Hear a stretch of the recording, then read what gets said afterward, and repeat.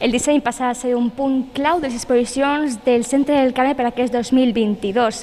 Hi haurà moltes col·laboracions amb València, capital mundial del disseny 2022, que podrem veure en les sales expositives del Centre del Carme aquest any. Bé, tenim així a José Luis, director del Consorci de Museus, també director del Centre del Carme. Anem a parlar una miqueta perquè vau presentar fa uns dies les noves exposicions per al que és 2022 al Centre del Carme. Bé, el disseny va ser un punt clau per aquest any. Conta'ns una miqueta com ha sigut aquesta cooperació amb València, capital del disseny 2022. Comencem una nova programació amb molta il·lusió i amb una col·laboració molt estreta amb la capitalitat mundial del disseny, València 2022. Programem conjuntament i produïm 6 noves exposicions per al Centre del Carme, que es converteix en aquesta vegada en l'epicentre de la programació expositiva de la capitalitat mundial del disseny.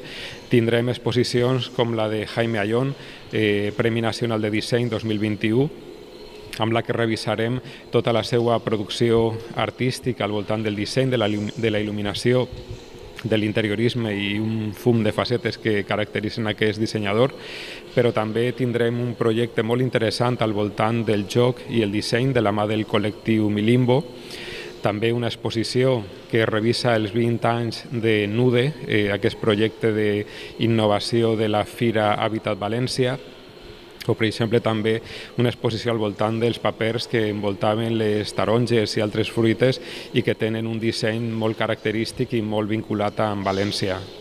Havia apostat per molts artistes valencians. Una miqueta quina ha sigut la temàtica que esteu seguint amb les exposicions o quins temes haveu escollit per aquest 2022? L'art urbà, la ciència i la tecnologia s'alien contra el canvi climàtic en algunes de les nostres exposicions.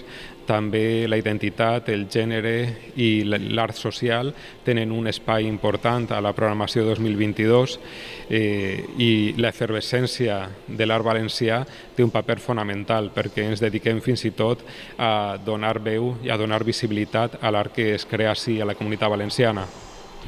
El disseny, a més, és una xicoteta part de tot el que aneu a fer així al Centre del Carme, no? Però sí que n'hi ha moltes més exposicions.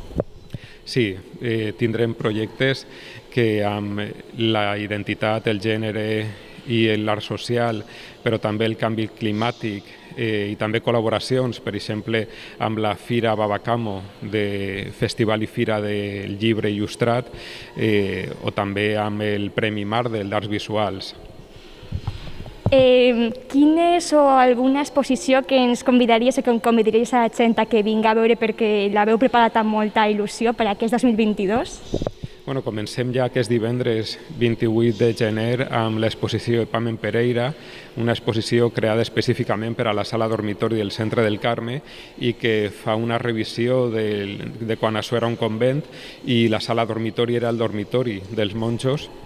Fa un projecte específic per a aquesta sala, per exemple. Comencem la nova temporada amb aquesta exposició. Bé, estarem molt atents per a les noves exposicions, tot el que aneu a comunicar-nos des del Carme i res, moltíssimes gràcies, José Luis.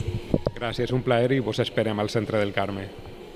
I obres tan espectaculars com aquesta que tinc així darrere és el que s'espera aquests pròxims mesos al Centre del Carme. Disseny en la seva màxima expressió a les sales expositives del Centre del Carme en col·laboració amb València, capital del disseny 2022.